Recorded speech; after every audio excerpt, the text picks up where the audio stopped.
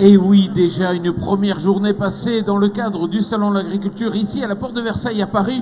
Alors une journée, il y a eu du monde dans les allées, puis il y a eu un homme politique, le président de la République, qui a ouvert donc ce salon. Il n'y avait personne autour de lui, il était presque tout seul. Si, il y avait beaucoup de gardes du corps, énormément de gardes du corps dans les allées. Ça a d'ailleurs dû coûter énormément cher, mais bon, voilà, on sent que c'est la fin du quinquennat et effectivement, il y avait beaucoup moins de médias que d'habitude. Alors pour cette émission, l'incroyable journée, j'ai le plaisir d'accueillir Geneviève Baumann. Bonjour. Bonjour. Vous êtes étudiante à l'ISA de Lille. Juste à vos côtés, Augustin Mille. Bonjour. Bonjour. Vous êtes responsable agriculture chez KissKissBankBank. On aura l'occasion d'en parler après. Philippe Ribaud, bonjour. Bonjour. Vous êtes président de la coordination rurale de la région Centre. Et puis juste à vos côtés, Gilles Maréchal, bonjour. Bonjour. Vous êtes directeur général de Phare et puis aussi responsable de la plateforme Agri Demain. On aura l'occasion d'en parler. Tout à fait. Ou animateur.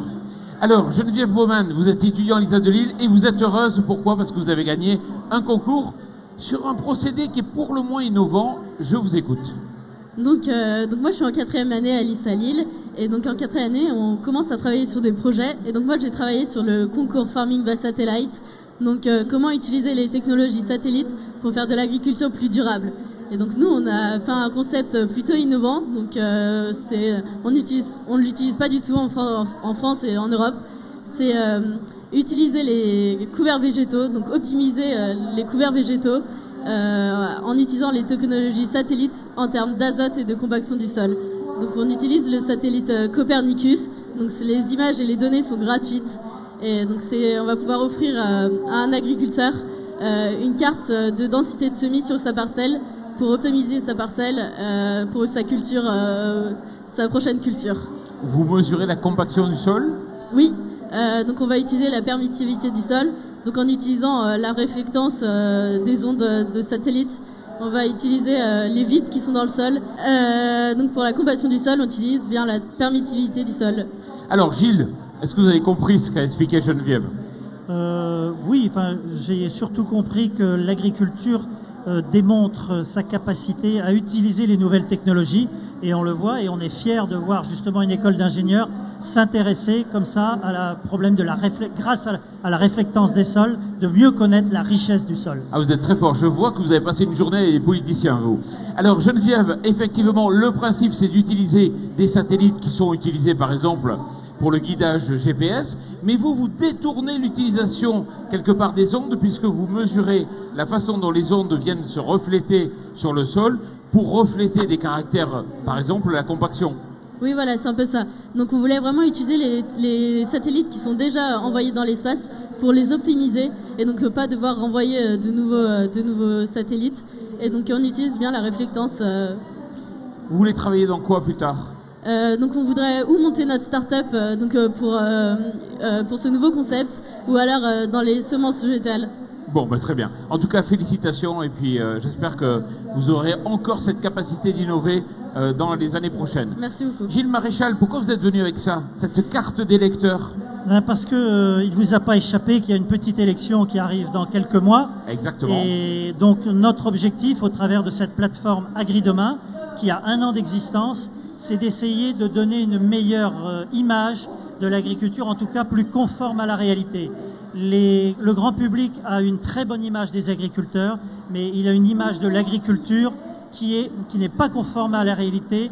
Et ça, il faut s'en prendre d'abord à nous parce que nous ne savons pas expliquer la complexité des différentes formes de la richesse de l'agriculture.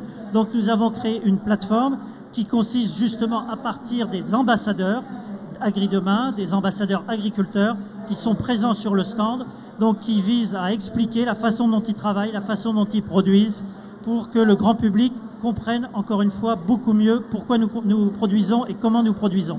Et on vote. Cette carte électeur, c'est justement les inviter à venir voter sur l'agriculture de leur choix. Donc à partir de là, notre stand qui pour la première fois est présent s'intitule « Élisez votre agriculture », c'est d'interpeller le visiteur, d'interpeller le candidat à l'élection présidentielle, les candidats à l'élection présidentielle, pour qu'ils prennent conscience que l'agriculture est un enjeu extrêmement important sur les 5 à 10 ans de l'avenir de ce pays. Et donc pour ça, il a un certain nombre de priorités qui lui sont proposées. Il en choisit 3. Et à partir de là, on est en capacité de vous dire qu'aujourd'hui, à l'heure où je vous parle, c'est ce que le grand public, c'est produire des aliments qui ont du goût, qui est sa priorité numéro 1. Et François Hollande, il est venu voter chez vous? Alors François Hollande a justement pris le temps de venir voter, de venir voir également les animations qu'on proposait. Et je ne me rappelle plus exactement les 3 priorités qu'il a retenues, mais en tout cas, dans la mesure où il était devant l'Élysée, il s'est senti chez lui. Et qu'est-ce qu'il vous a dit? Alors en partant, il nous a dit, et je peux vous faire une confidence, il nous a dit « J'espère que vous retrouverez quelqu'un à ma place qui a autant d'humour que moi ». Alors, Philippe Ribaud, François Hollande, il vous fait pas rire, vous? Sur des boutades comme celle-là, si. Mais moi, je suis plutôt revenu le voir pour la 4e fois consécutive dans le but de reprendre la discussion où nous l'avions laissé l'an dernier avec lui, lorsqu'il nous a évoqué à la cantonade une formule assez bizarre en disant « Faites attention à ce que l'agriculture ne se soviétise pas trop ». Et ça, j'ai vu des documents de communication dans ce salon où les jeunes agriculteurs disent « On a marre de moissonner de la paperasse », et c'est bien mon cas. Donc je pouvais lui prouver que cette année nous avons eu une date qui est arrivée après coup, c'est-à-dire qu'on a le droit d'implanter des CIPAN, culture intermédiaire piège à nitrate, jusqu'au 10 septembre. Et cette année, la dérogation nous est venue le 24 septembre. En Russie, ça a fait comme ça. Par contre, on sait comment ça s'est terminé en Russie. Donc je fais tout, moi, mon syndicat, pour éviter que ce soit comme ça sous ce gouvernement-là. Mais quelque part, vous y croyez encore aux hommes politiques, vous y croyez encore à ces politiciens qui viennent se prendre en photo avec vous et vous leur servez, vous, les agriculteurs en général, de faire valoir? On essaie d'être moins violent que l'on l'a été par le passé, et surtout, tous autant manifestants que l'on est. On essaye de faire par l'intelligence, mais force est de constater qu'on n'y réussit pas beaucoup. Lorsqu'on sait qu'il y a 3 centimes d'euros de blé dans une baguette de pain, c'est quand même un peu catastrophique, et que l'on ait un blé qui soit payé 2 fois plus cher et qui soit rémunérateur aux producteurs, ou que ce soit un soja qui ferait produit en France et qui coûterait 30% que le soja brigidien ou américain qui est bien souvent OGM, on pourrait peut-être s'arranger autrement si les politiques le veulent. Mais il faut surtout que l'Observatoire des prix et des marges qui a été créé sous Nicolas Sarkozy et qui a continué sous François Hollande soit vraiment efficient, et qu'il y ait une volonté politique de rétablir la marge entre la grande distribution et le producteur. Sinon, on va dans le mur, mais un gros mur, hein. Alors, 4e initiative de la journée, donc effectivement, Augustin Mille, bonjour. Bonjour. Alors vous avez mené un anti-salon en dehors du salon, expliquez-moi. Anti-non, un salon supplémentaire, sûrement. Sortons l'agriculture du salon, c'est à l'initiative du Carreau du Temple, de l'alimentation générale, suite au manifeste écrit par Michel Serres sur une exception agricole. Au même titre que la culture, l'agriculture est un bien commun. On doit tous s'accaparer cette question et réfléchir sur ces questions alimentaires et agricoles, surtout dans une période de crise. Et pourquoi vous avez fait ça en dehors du salon? Vous auriez pu louer un stand? Alors on aurait pu louer un stand, mais dans tout événement, il faut sortir de la porte de Versailles, aller au-delà, aller dans des nouveaux lieux, faire venir des nouveaux intervenants et pouvoir toucher un public qui peut-être ne se retrouve plus dans le salon, qui a une dimension peut-être qui fait peur, qui est très grande. On a beaucoup d'industriels, c'est un grand salon. L'idée étant de trouver des solutions et également d'exposer des solutions concrètes, des initiatives, notamment financées sur KissKissBankBank, qui sont très concrètes. Je vous prends un exemple, le maraîchage sol vivant. Leur exemple, c'est le non-travail du sol et la compréhension de la nutrition de l'activité biologique du sol. Non, mais vous continuez, mais il faut expliquer KissKissBankBank, c'est quoi? C'est la possibilité de déposer un projet et de demander à des personnes de le financer. Tout à fait. On a des créateurs, des agriculteurs qui viennent exposer leur projet et le public vient financer ce projet collectivement. On fait appel à l'intelligence collective pour financer ces projets, mais également pour traiter ces questions et éduquer le public aux questions agricoles auxquelles il doit connaître ces solutions-là. D'accord. Gilles, vous y étiez? Il y avait du monde?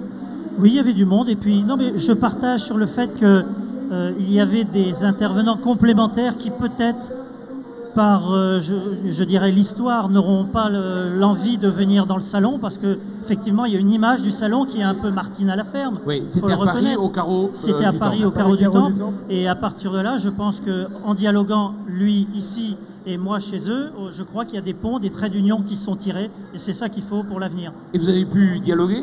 Je pense, oui, j'ai pas été sifflé, et ici, Augustin peut intervenir, donc c'est bien. Elle est diverse, et les salons aussi doivent le traiter.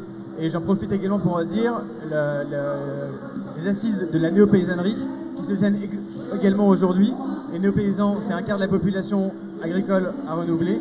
Il faut traiter ces sujets différemment pour des publics différents, c'est primordial. Bon, à vous quatre, merci beaucoup d'être venus ici sur le plateau. Et puis, bon salon. Quant à nous, on se retrouve demain pour une nouvelle émission. Donc, ici, en direct de la Porte de Versailles, à Paris. Très bonne soirée.